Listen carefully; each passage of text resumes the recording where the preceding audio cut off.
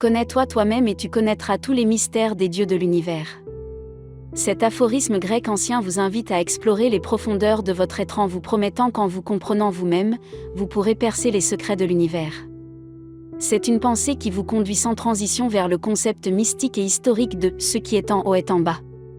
L'objectif de cette vidéo n'est pas seulement de disséquer ce joyau philosophique, mais de permettre à chacun d'entre vous d'appliquer sa sagesse dans votre vie. À la fin de cette vidéo, je vous fournirai des pratiques puissantes que vous pourrez incorporer.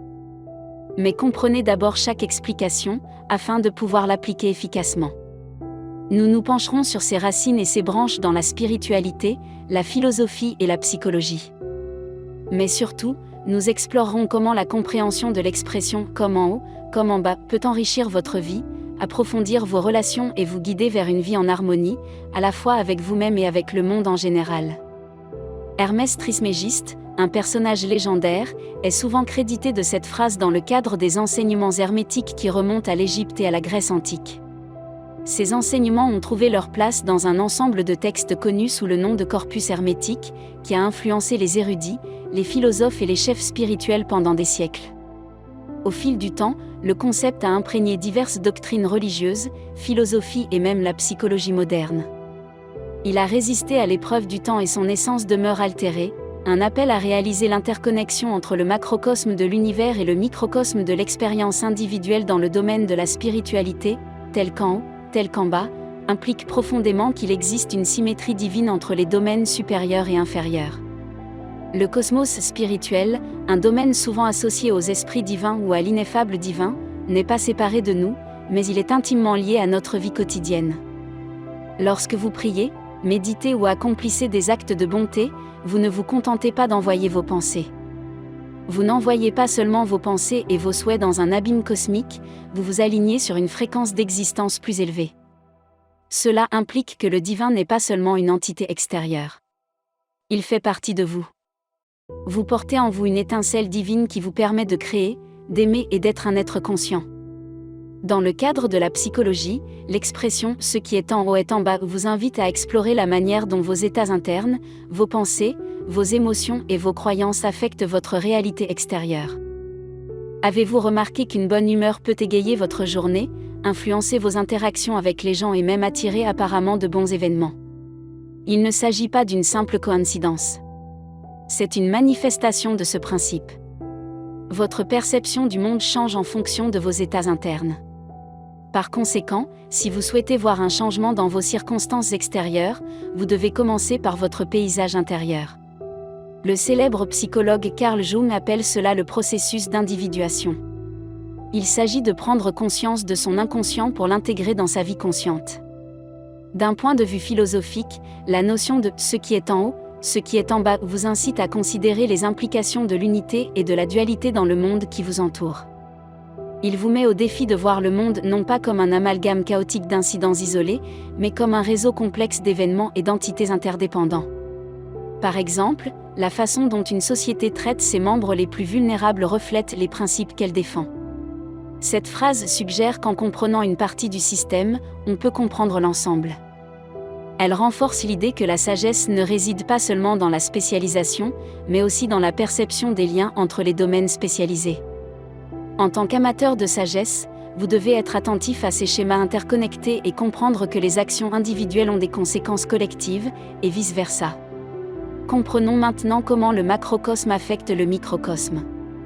Le macrocosme, l'univers, la société et la nature dans son ensemble, influencent le microcosme, c'est-à-dire vous, moi et notre environnement immédiat. Mais comment cela se produit-il ? Comment la mécanique céleste des galaxies lointaines ou les changements sociopolitiques dans des nations situées à des kilomètres de là nous affectent-ils individuellement ? Pensez Y de la manière suivante. Le macrocosme dicte les lois et les principes généraux, qu'il s'agisse de l'attraction gravitationnelle ou des normes sociales, ces structures cosmiques et sociétales sont ensuite filtrées, façonnant nos vies de manière visible et invisible. Les principes de cause à effet, de karma ou même de réciprocité sociale sont autant d'exemples de la manière dont les lois macrocosmiques se manifestent dans nos vies microcosmiques. Prenons quelques exemples concrets dans la nature. Pour illustrer ce point, prenons l'abeille et la fleur, deux organismes très différents qui existent pour des raisons très différentes. Pourtant, l'abeille a besoin de la fleur pour le nectar, et la fleur a besoin de l'abeille pour la pollinisation. Il s'agit d'entités individuelles, mais leur survie et leur épanouissement sont profondément liés.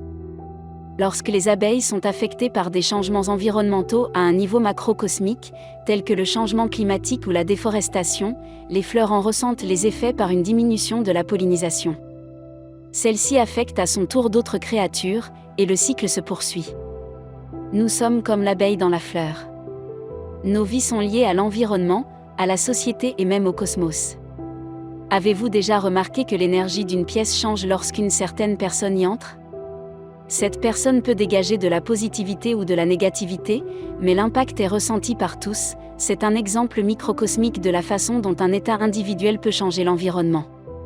Maintenant, étendons cela à un niveau sociétal. Si une communauté valorise la gentillesse et promeut la paix, cette éthique rayonne vers l'extérieur, affectant même ceux qui ne font pas directement partie de la communauté. Prenons l'exemple de l'influence de la Lune sur les marées terrestres. Dans ce cas, un corps céleste situé à des millions de kilomètres exerce une influence sur les eaux mêmes de notre planète. Si un corps céleste aussi éloigné que la Lune peut nous affecter de manière aussi radicale, imaginez l'impact que nos pensées et nos actions peuvent avoir, non seulement sur notre environnement immédiat, mais aussi sur le monde dans son ensemble. Le monde des médias sociaux en est un autre exemple. Un tweet provenant d'une partie du monde peut déclencher un mouvement dans une autre partie. Une vidéo virale peut changer l'opinion publique du jour au lendemain. C'est le macrocosme qui affecte la perception et les actions de l'individu, démontrant que nous sommes tous des acteurs sur une scène mondiale, reliés par des fils invisibles d'expérience et d'influence partagées. Dans tous ces exemples, nous voyons à l'œuvre le principe « comme en haut, comme en bas ». Votre vie est un univers en miniature. Oui, vous avez bien entendu. Tout comme l'univers est composé de galaxies, d'étoiles et de planètes, qui suivent toutes certaines lois. De même, vous êtes composé de pensées, d'émotions et d'actions, qui interagissent toutes de manière complexe. Lorsque vous vous regardez dans un miroir, vous ne voyez pas seulement un reflet de chair et d'os. Vous voyez un microcosme qui porte en lui le potentiel d'une croissance et d'une harmonie sans fin. Se comprendre comme un microcosme, c'est reconnaître que l'on est l'incarnation vivante et respirante du principe « comme en haut, comme en bas ». Chaque pensée que l'on a, chaque émotion que l'on ressent et chaque action que l'on entreprend sont l'écho de principes cosmiques plus vastes. L'inverse est également vrai. Vos expériences individuelles sont comme de minuscules ondulations qui peuvent finalement créer un raz-de-marée de changement dans le macrocosme.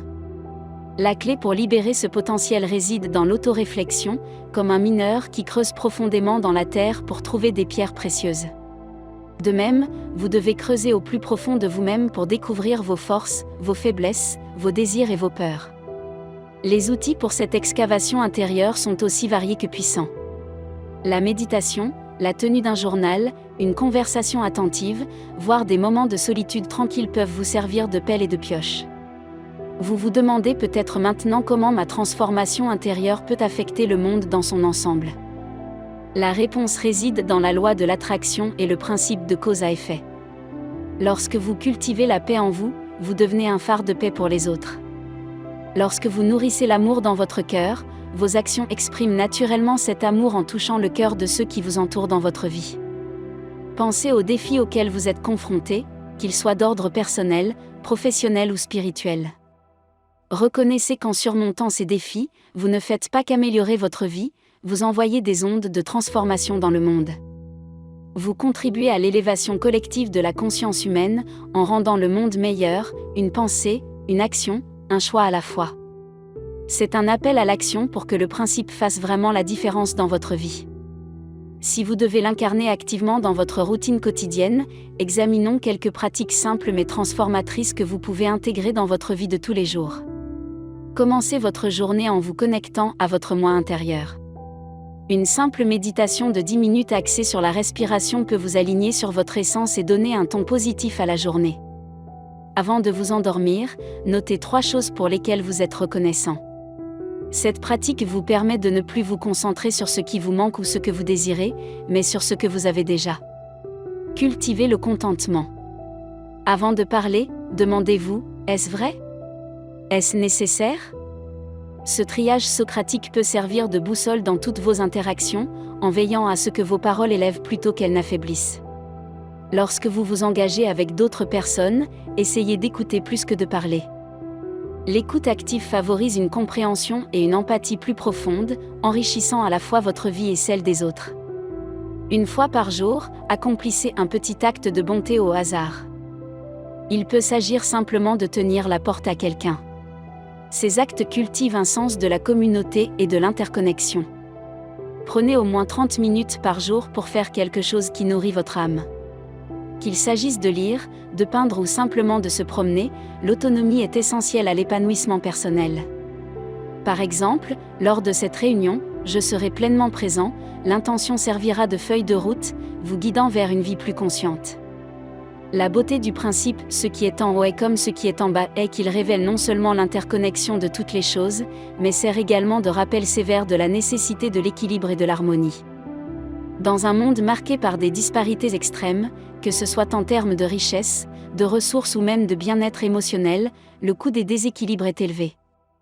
Lorsque la vie penche trop d'un côté, que ce soit au travail, dans les relations ou dans les activités personnelles, l'effet d'entraînement de ce déséquilibre peut se faire sentir loin à la ronde. Les conséquences physiques peuvent inclure le stress, la fatigue et des problèmes de santé, tandis que les répercussions émotionnelles et psychologiques peuvent se manifester sous forme d'anxiété, de dépression ou de détachement émotionnel. À plus grande échelle, un déséquilibre dans un aspect de la vie peut avoir un effet domino, déclenchant des déséquilibres dans d'autres domaines, qu'il s'agisse de la vie familiale souffrant d'un excès de travail ou de la santé déclinant en raison du stress émotionnel. Mais les conséquences ne s'arrêtent pas au niveau individuel. Le déséquilibre peut s'étendre à des problèmes sociaux tels que l'inégalité, la dégradation de l'environnement et un sentiment collectif d'insatisfaction et d'agitation. Le besoin d'un mode de vie équilibré n'est donc pas seulement une nécessité personnelle. C'est un impératif mondial. Alors, allez de l'avant et vivez une vie équilibrée. En déséquilibrant le microcosme de votre existence individuelle, vous entrez en résonance avec la symphonie macrocosmique de l'univers. Et c'est ainsi, chers amis, que vous honorez la sagesse divine de « comme en haut, comme en bas ». Il est facile de se sentir petit dans un monde si vaste que l'on a l'impression d'être une goutte d'eau dans un océan sans fin. Mais rappelez-vous, même une simple goutte peut créer des ondulations, votre vie, vos actions, vos choix ont de l'importance. Ils ne construisent pas seulement votre monde, ils contribuent à notre monde. La quête du développement personnel n'est pas un effort solitaire, mais un voyage collectif de l'humanité, qui nous propulse vers un avenir d'harmonie, d'équilibre et d'illumination. Soyez le changement que vous voulez voir dans le monde. Gandhi l'a dit, mais aujourd'hui, allons plus loin. Soyez le changement, vivez le changement et incarnez le changement si profondément que votre vie devient un testament vivant du principe « comme en haut, comme en bas ». Que l'amour divin soit toujours avec vous. Je vous souhaite une belle journée.